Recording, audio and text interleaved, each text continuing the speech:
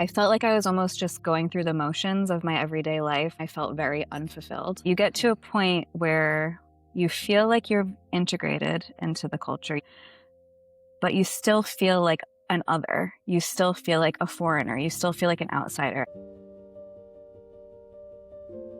When we talk about immigrants and numbers, we stop seeing people.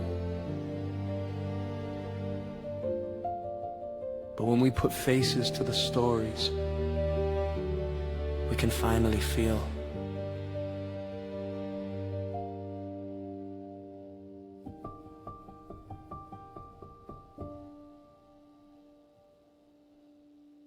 If I had met you before you left the US, right? What was going through your mind that make you think like it's time to go right now, it's time to leave, let's go right now? Interesting question. So, when I left to live in France full time, it was the second time that I would be going to France. So my first sort of foray introduction into France was during my semester abroad when I was a student at university. And I was only there for 6 months, but I totally fell in love with Paris. I fell in love with the French lifestyle, or what I perceived to be the French lifestyle at the time. And I knew I had to come back to the United States to finish my degree. I still had a year and a half left of school to do. So I came back, I finished my degree, and I kind of got caught up in the everyday go, go, go American lifestyle again. And my dream of moving to Paris kind of floated out of my mind. But there was no denying that I felt like I was almost just going through the motions of my everyday life. I had gotten my degree in fashion merchandising. I was working as a boutique as a buyer. And so on paper, I was doing everything right. I had my own apartment, everything like that. But deep down, I felt very unfulfilled. And that's why when I got the somewhat unexpected opportunity to go back to Paris, I really jumped on it. It was like I had no hesitation whatsoever. I knew I was ready to go because deep down, I knew I was very unhappy in my current life in the United States. Well, I think a lot of us feel like that today. Yeah. So that's why I have this show, that sense of happiness, Right. right? You need more Yes. out of life. Yes. Yes. So for people that don't know you, right? Who's Molly? So my name is Molli Sébrier. I am American. I lived in France from 2013 until 2022. I initially moved there to be a live-in nanny or a fille père, and I lived with a Franco-American family teaching their children English for 2.5 years. At the end of that time, I wasn't ready to go back to the United States, so immediately was just trying to be super scrappy and figure out how I could stay in France. And as an American, you need a visa to live in France, of course. So the easiest way for me to stay was to go back to school and be a student. And that kind of started this other path that I ended up going down because I wanted to go to a public French university, but at the time I did not speak French. And in order to be Right. accepted into a public university in France as a foreigner, you have to prove that you speak French. So that involved me doing a year-long intensive French program to get my level to where I needed it to be. Then I ended up going back to school for my master's degree in literature, and my profession, I'm a writer, so it all kind of lined up. I did a 2-year master's degree program in Paris, which I loved, and then I ended up staying after my master's program for another 4 or so years working. I met my now husband, who is French, so spending time with him, getting to know him and his family. And now we are temporarily back in the United States, which many people ask me why we're here now, because it's obviously a very tumultuous time in the States right now. But ultimately, our goal with my husband is to get him American nationality and then to get me French nationality because we're expecting our first child and the baby will be born with double nationality. And so we just feel good about having all of the same passports, all of the same nationalities, just in case, God forbid, something happens and we don't want to worry about getting separated. Beyond that, I run a website called The American in Paris, and we help Americans who are interested in moving from the United States to France. So we publish articles weekly, we have consultations, we have a YouTube channel where we put out videos on various topics about having to do with moving from the United States to France. So I kind of realized my dream of moving to France as an American, and now it's a big passion of mine to help other people kind of do the same thing. That's awesome. Great story. That's how I found you. I found your YouTube channel. Yeah. And I was also beside, I interview expat immigrants. My show is about culture and stuff like that. Mhm. But we also thought at one point to move to France. Mhm. That's why you also come up on my feed, because I was searching things about France, and we vacationed in France last year Okay. with my wife. Yeah. So it was really nice. But that's for another podcast. But France is beautiful. Yes. So I can see why you fall in love with France. So going back to the questions, what was leaving the US was just the American life will push you to leave? I know you were, you kind of wanted something more, but explain a little bit more than that. Was it political? It was just the American dream, like the lifestyle, capitalism. What would really, really drive you deep inside you to leave? So when I first left, it was 2013, so well before things got so politically tumultuous in this country. So at the time, I had no political reasons for wanting to leave.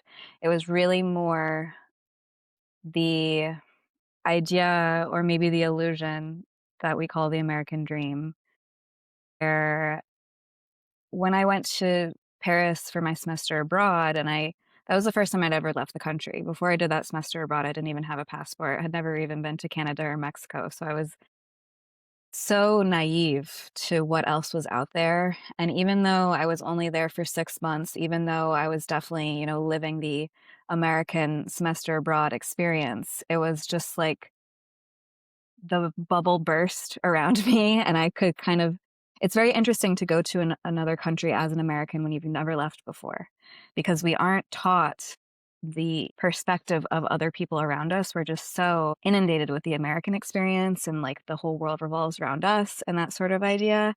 And so seeing that there was something else out there, seeing that there was another way of life out there that wasn't so centered around working, making money, capitalism, consumerism, materialism. That just, as a creative person, as I mentioned, I'm a writer by trade, but it's also a huge passion of mine. That's why I decided to go into it as a career.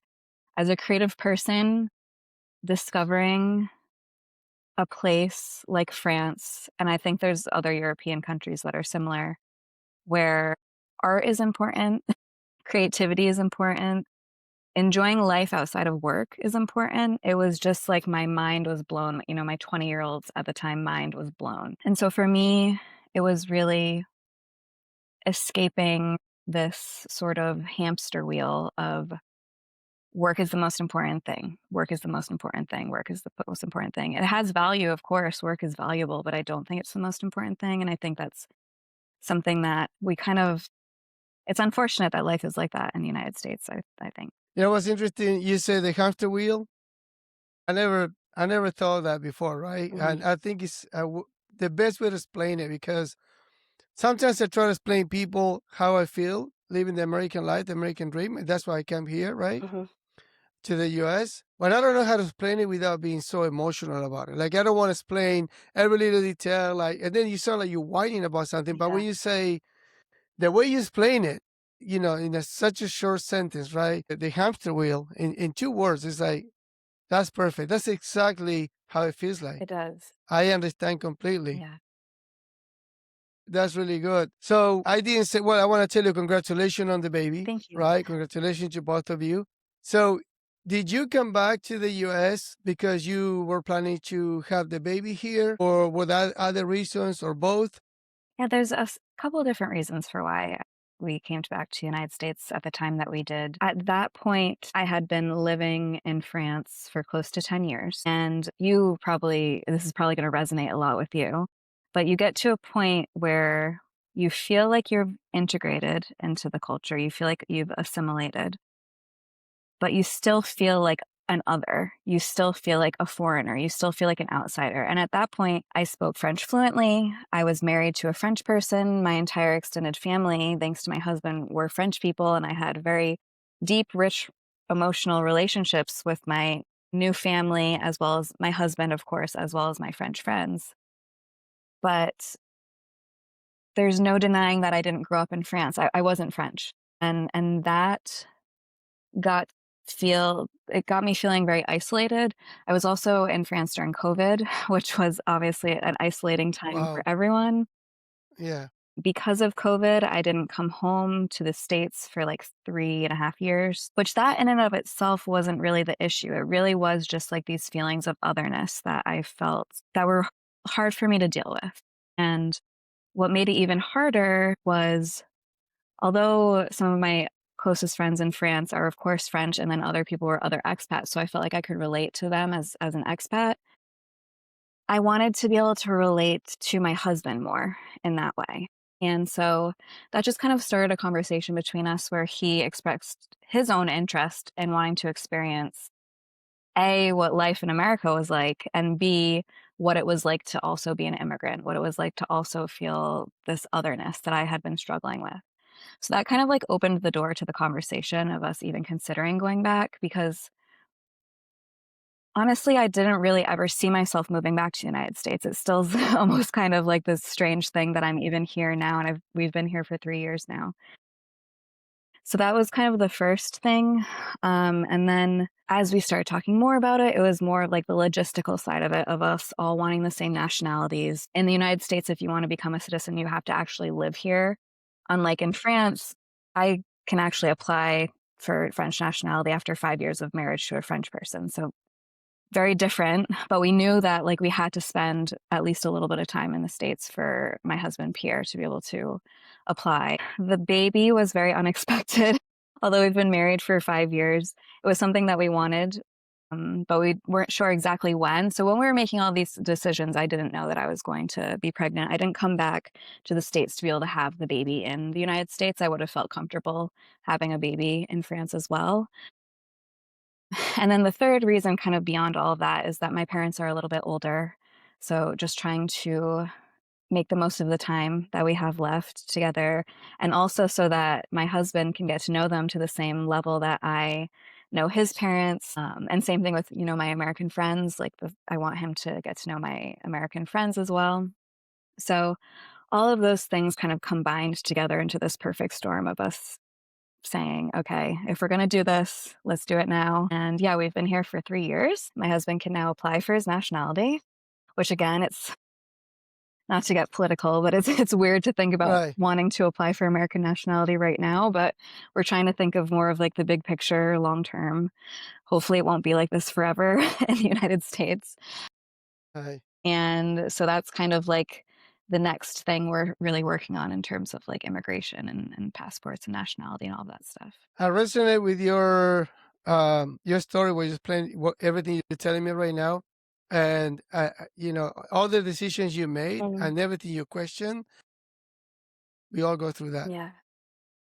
Yeah. So having your parents far away, your parents being older, on the older side, spending more time with them, having a child in the U.S. because anybody that go through immigration process understand how hard it is to Hmm. get that process going in the United States and Hmm. how easy it is to get in another country. Yes. Absolutely, I think you guys made the right decision. Now, with the political situation right now, uh, applying, I don't know. I mean, I think it might just be slow, Yeah. but if you're doing the right way, you're gonna get it. I think you might be able to get the his paperwork, but you gotta try it. I don't know because we already done with everything, but Yeah. Yeah. I think right now they want people to do it legally, which is the most important thing. Right. Right. But it just might be a slow process because they implement a lot of new processes. So Yeah. that's We what I.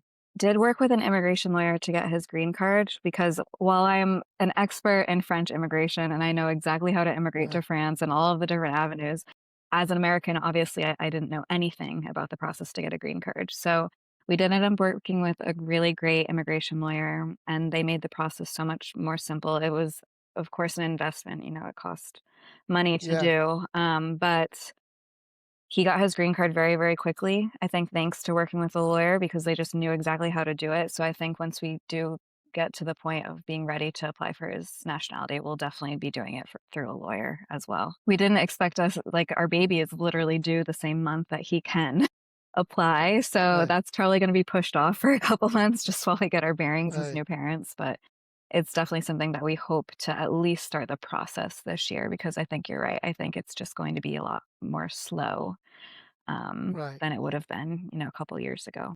Right. So, well, what's interesting right now, and I can't stop thinking because, evidently you came back from France for obvious reason, and I understand. But now the role switch because now the immigrant is your husband, right? So he's going to go through the same process. Mhm. So did you guys talk about that? How does he feel about that, for example? Well, how you guys are dealing with that? Because it's going to happen. I mean, you say you've been in the U.S. for 3 years now, Mhm. and he's going to have the same feeling. He might deal different with it because he's a man, but he's going to struggle with it. So I definitely had phases of how I would feel over the course of my time in France. The first year was definitely the hardest, and it was almost like in monthly increments where maybe like after 3 or so months, I would get hit with a wave of homesickness, and then it would happen again after 6 months, and then after 9 months, and then it kind of evened itself out, but then every time there was a holiday that I missed, I would again be hit with these waves of homesickness, and then after I was there for longer and longer and longer, it was very specific the times when it would hit me, but it would still hit very hard. And so my husband, only 3 years in, he has already had these moments of feeling homesick, especially more recently, I would say, because normally, ever since we left France, we've been fortunate enough to be able to go back for at least 4 weeks every year. And normally it's right around this time period because my husband is a chef. We live in a seasonal area, so he works a lot in the summers, and the place where he works is kind of closed down in the winter. So that gives us the opportunity and the freedom to travel back to France. The first year we were here, we went back to France for 3 months, actually, which was really nice. And then last year we went back for a month. But this year, with me being so pregnant, it's just not possible Right. for us to go back this winter. Right. That knowing that like we're here, we're in France right now, like at this time of year. So that's been tough for him, knowing that we're probably not going to be able to go back until February, until this fall. His parents are coming once the baby is born, so that'll be really nice. And he has 2 sisters, and they'll be coming in a couple weeks after that. We've had some friends who visit us, but you still get hit with feelings of homesickness even when people come to visit you. In some ways, it makes it harder in a way to see them because when you don't see them, it kind of puts this distance between you and them, and it makes it a little bit easier to almost deal with. I know for my husband as well, something that he struggled with, and I struggled with this as well when I was living in France, is making friends. It's hard to make friends as an adult. It's very difficult to make friends as an adult, and there's the language. When I first moved to France again, as I alluded to, I didn't really speak French, and I learned while I was there. So even once I started speaking French, it wasn't very good French that I was Right. speaking. So it was Right. difficult to make friends with French people.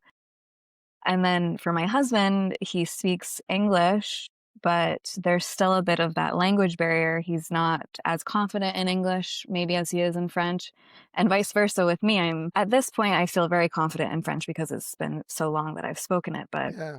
even my husband and I, we continue to speak in French. We speak in French at home. And so he's not practicing English with me, unfortunately for Right. him.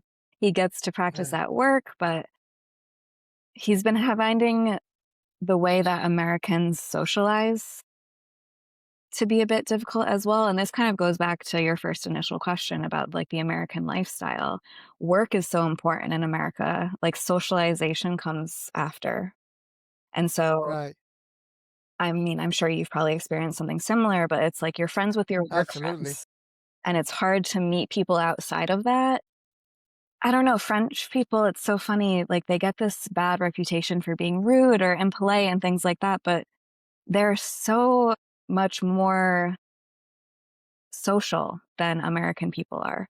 It's like a part of their culture and their, traditions. It's just they're with people. They're enjoying food together. They're enjoying drinks together. They're just, if you hang out with French people, you end up hanging out for like 6 or 7 hours, talking and drinking and eating and just spending time together.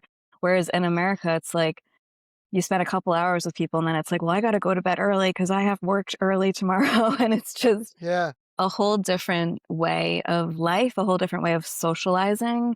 And so my husband, that's probably like the hardest transition he's had with living here. I understand.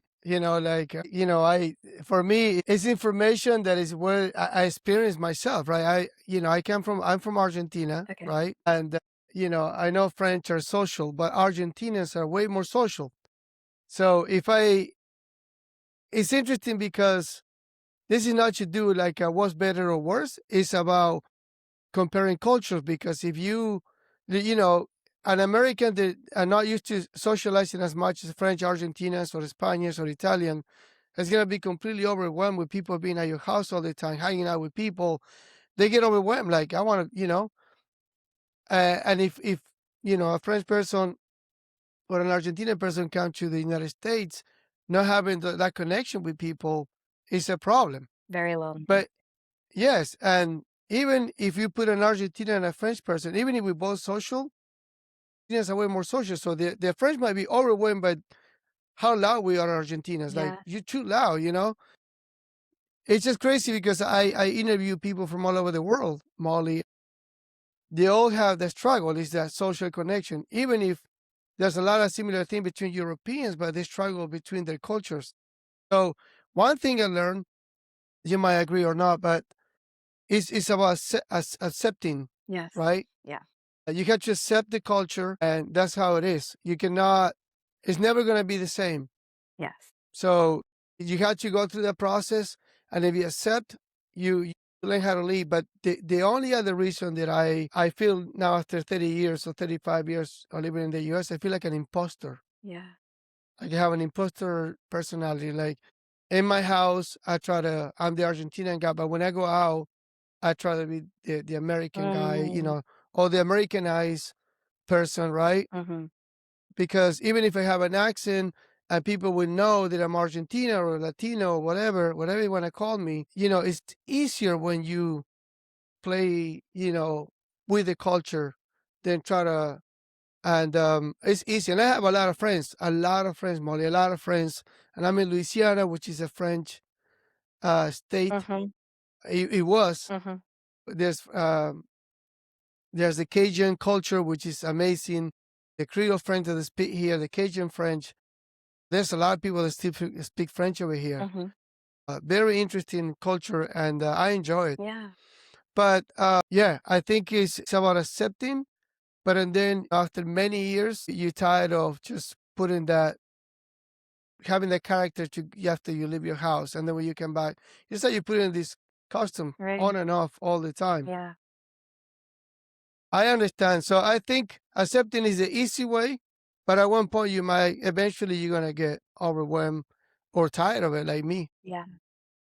Do I want to retire in the U.S.? I want to retire in France. Cause we thought about retiring in France or other countries. Yeah. We're thinking about it. So let's go to when you were leaving. I know we in different questions we talk a little bit about France, but once explain the moment you got to France, how that was, how was your first year, 2 years in France, and how was the process? How was you getting your first job?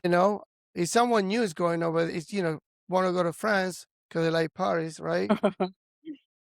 So how was that for you, right? How was that experience for you? Yeah. So I went over, as I mentioned briefly, I got kind of a random opportunity to be a live-in nanny in France. And that is something that I recommend young people look into if they have any sort of babysitting or nannying experience.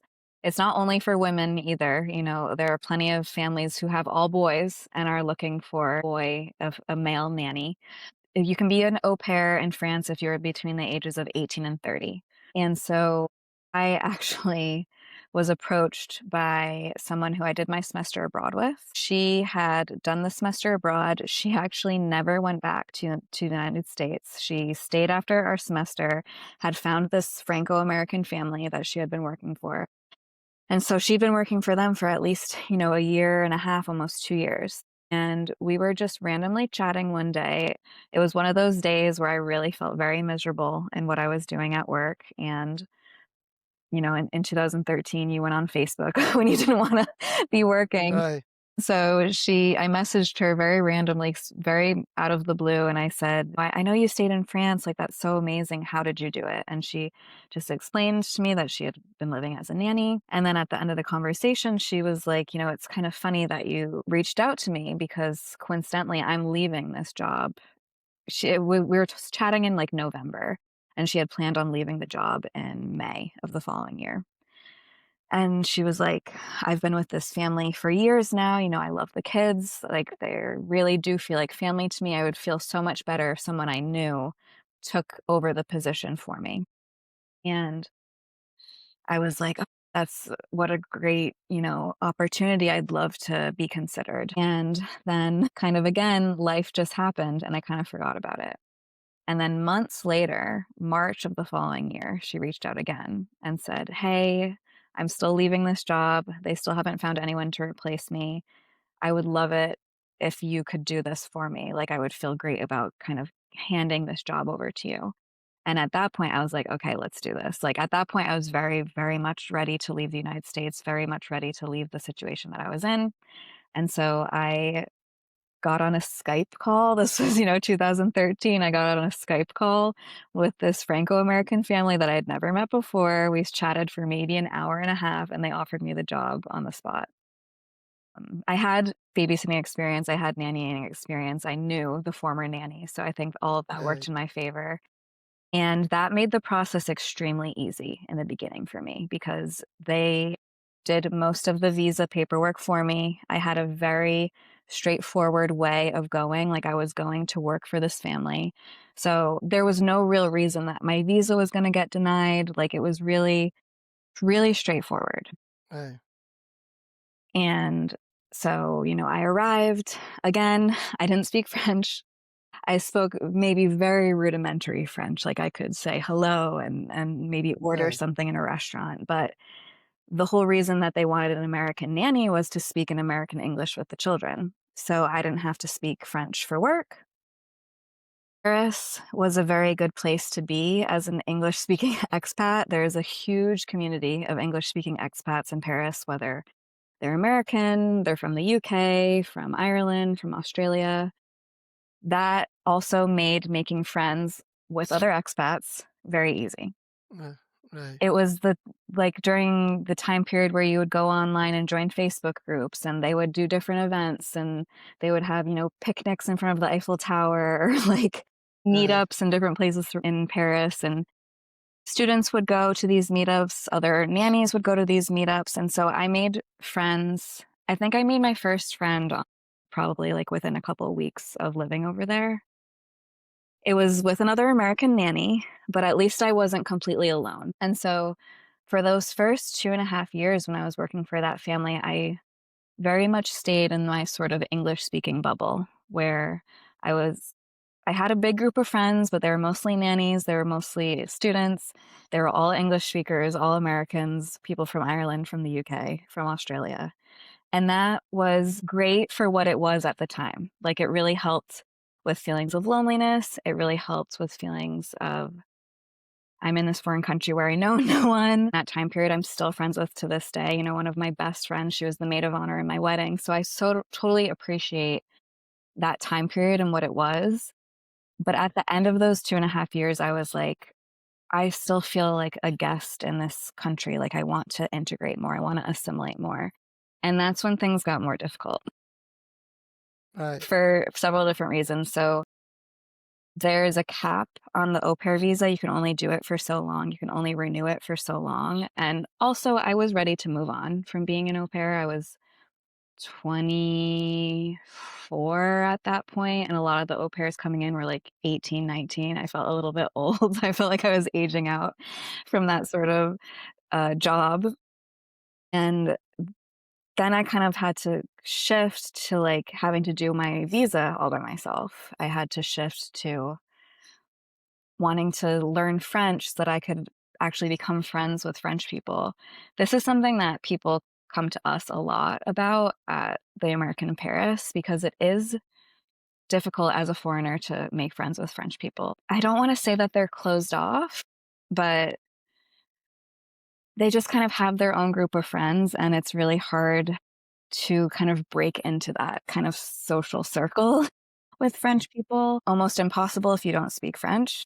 A little bit easier if you do speak French, but I say to people all the time who want to immigrate to France, like, you really need to be very patient with that side of the process. Like, it does take time. I didn't make friends with my first French friend until like 3.5 years into my experience. And it was only after I had learned French and was willing to kind of put myself out there and put myself in maybe uncomfortable situations where I didn't know people, where I was speaking this foreign language that I wasn't totally comfortable with. And so, a very long-winded answer to your question, but Yeah. when I first No, it's good. when I first went over, it was fairly easy because I had a job set up for me.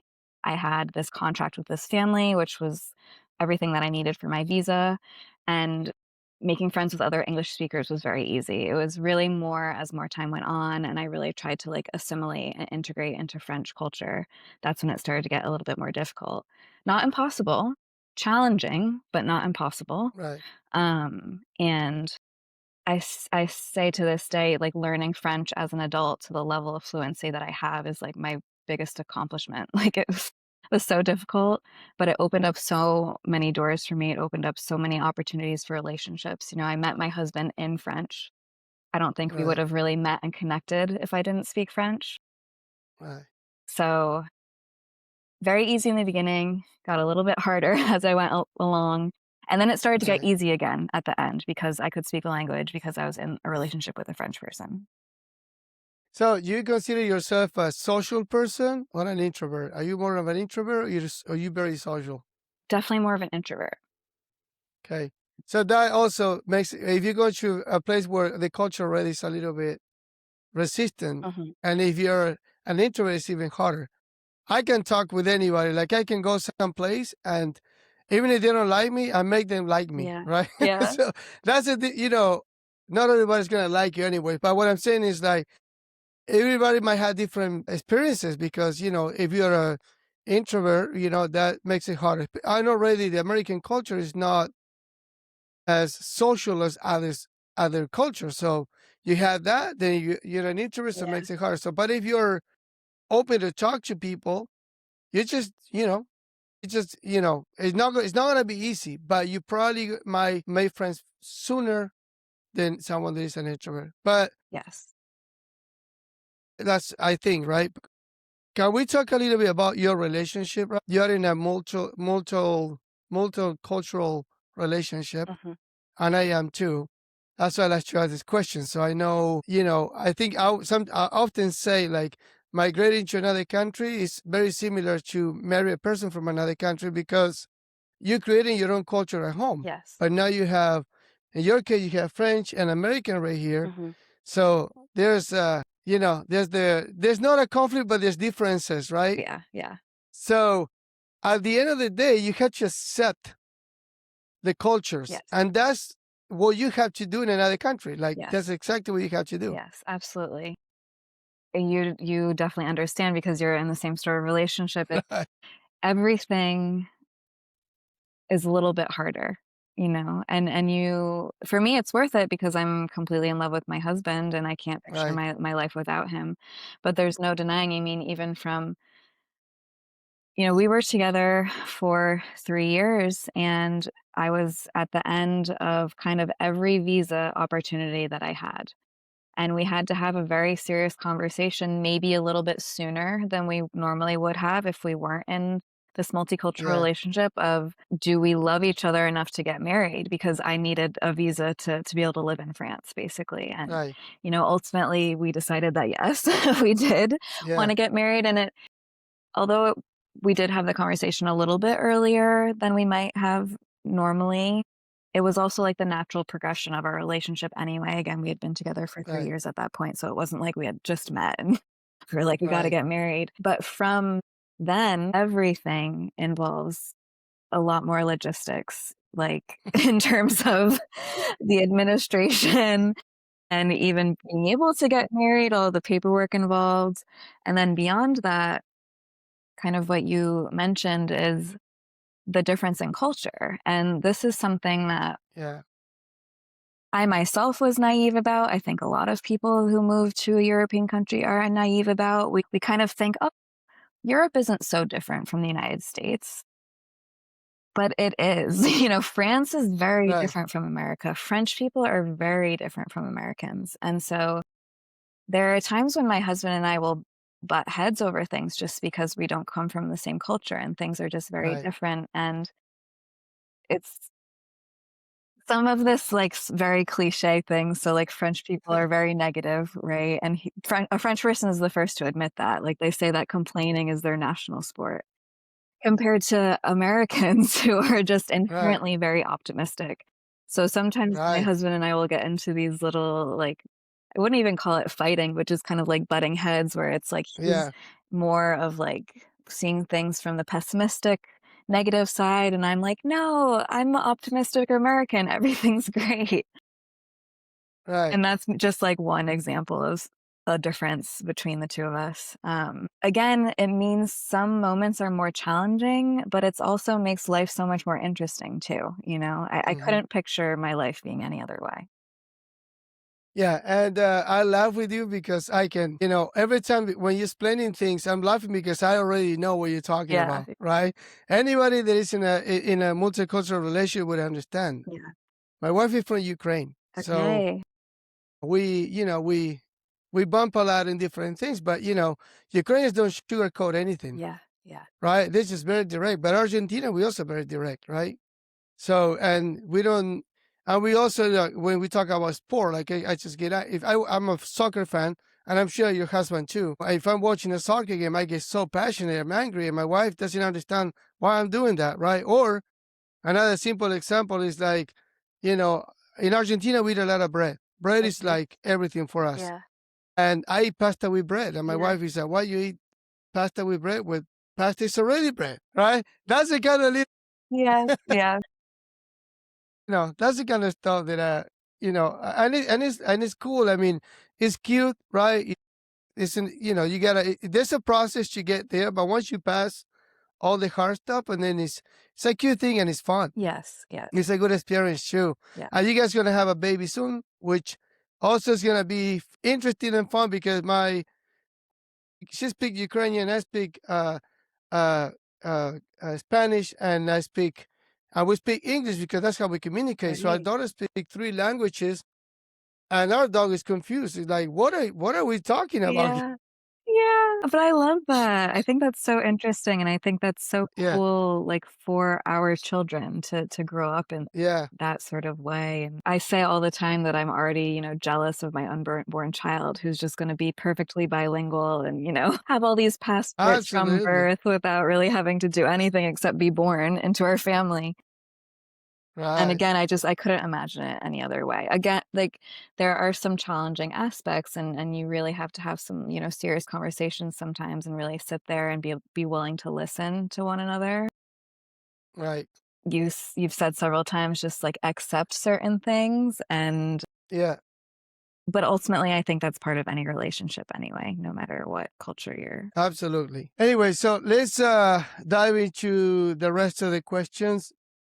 So, I heard you've been Mm, saying the word expat and few times, right? mhm, And you label yourself as an expat, but you also say immigrant at one point. mm, I've been interviewing people from all over the world, so the word expat is is very controversial right now. mhm. And so my question is, do you see yourself as an immigrant, or do you see yourself as an expat? When you were in France, because now you're in the U.S., but when you were back there, did you say, no, I'm an immigrant or I'm an expat? Because I mean, from a label perspective, it's fine because you have tourism. You can have expat, you can have immigrants, but by law, I think you're still an immigrant, right? The law doesn't recognize an expat, right?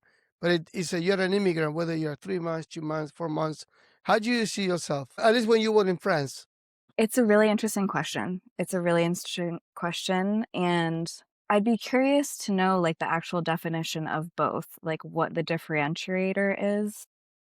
In my mind, if you go to a country for maybe just a year, maybe 2 years, you're more of an expat because you still have this plan and this want and this desire to eventually go back to your home country. I think if you choose to actually make a life for yourself in a foreign country, I mean, I agree with you. I think technically they're all immigrants. Like Right. colloquially, I think if you choose, you make that decision, that intentional decision, like I want to actually make a life for myself here. Kind of like when I was deciding I don't want to be a nanny anymore, but I don't want to go back to the United States. I'm ready to actually assimilate into French culture. I think in that moment, I made the shift from expat to immigrant. And it's such an interesting question, though. I've asked myself that question as well. Yeah.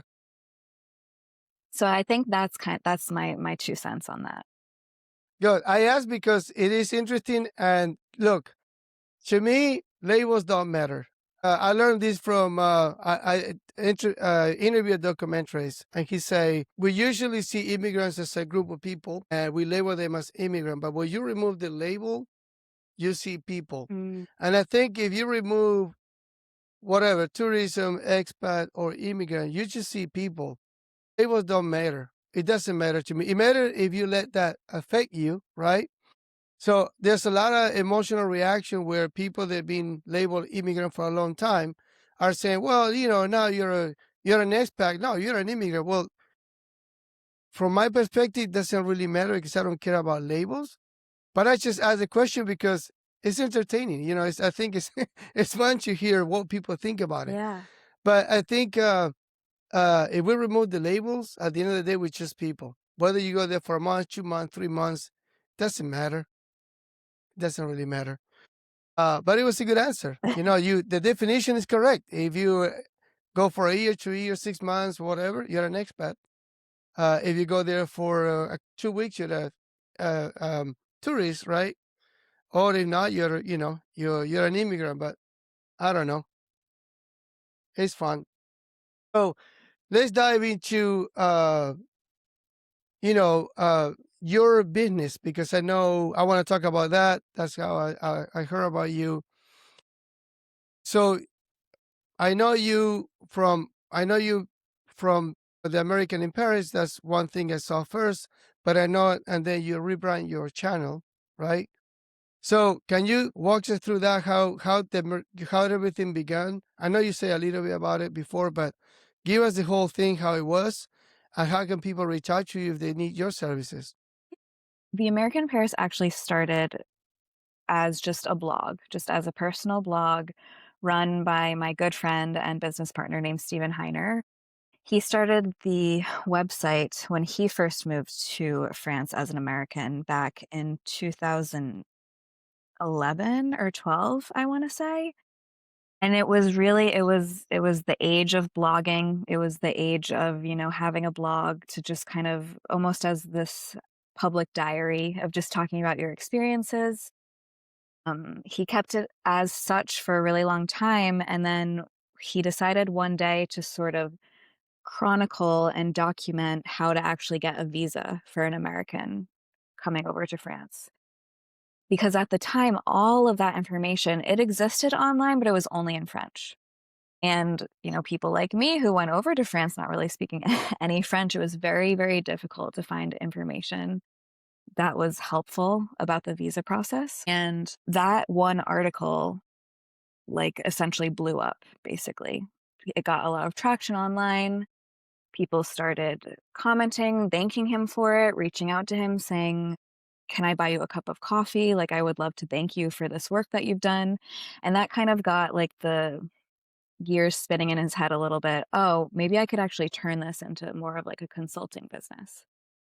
And so he did consulting on how to move from the United States to France all on his own for several different. And I came into his life totally unrelated to the website, like on it's kind of a random story, but when I was living in Paris when I was a student, I was doing all of this sort of like side gig hustling style work. So I was doing dog walking, pet sitting, babysitting, English tutoring, you name it. And I was looking for some additional income on top of that. And Steven owned a few Airbnbs at the time. So he hired me to clean his Airbnbs like in between each guest. And one day we got to chatting and we talked more about our interests and things like that and my sort of professional experiences. And he was like, you should be doing a lot more than just cleaning my apartments for me. And so I started working with him as his assistant.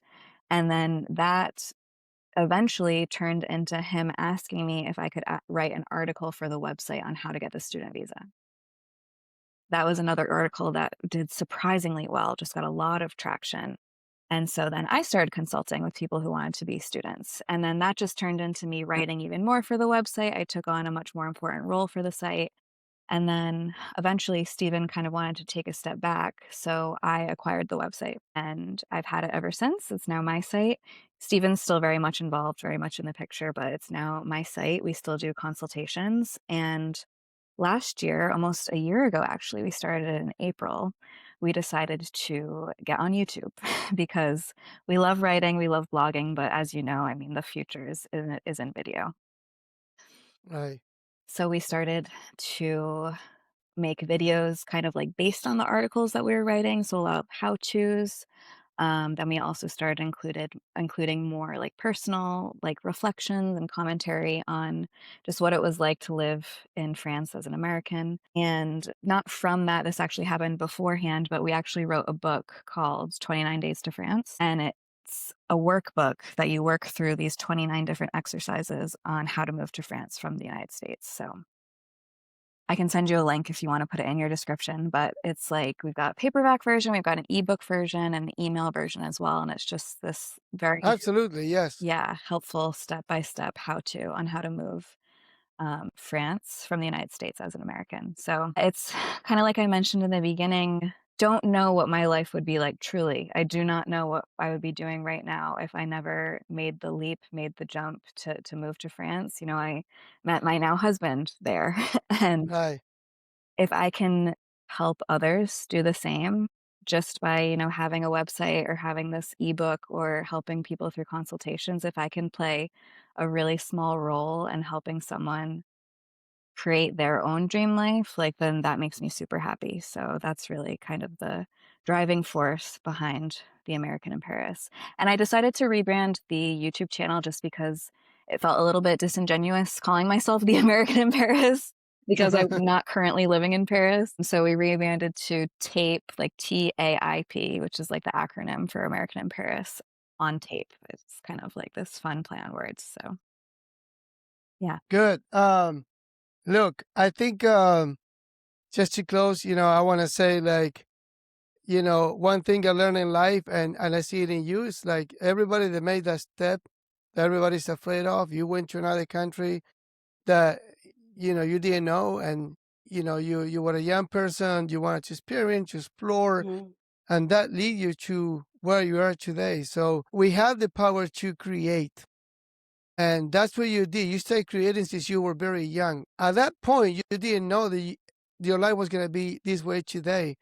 And sometimes creating, it doesn't mean you know exactly what you're creating on the moment, but you start making changes that eventually going to lead you to some path, something that's going to be beneficial to you.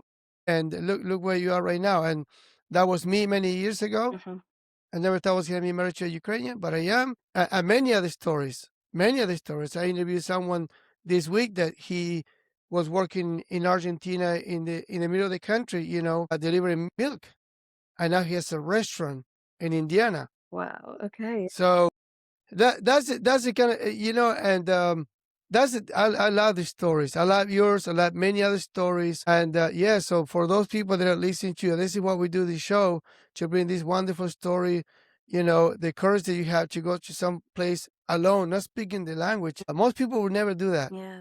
Yeah. Would never do that. They even struggle to go on vacation on countries that they don't speak the language, but you did it.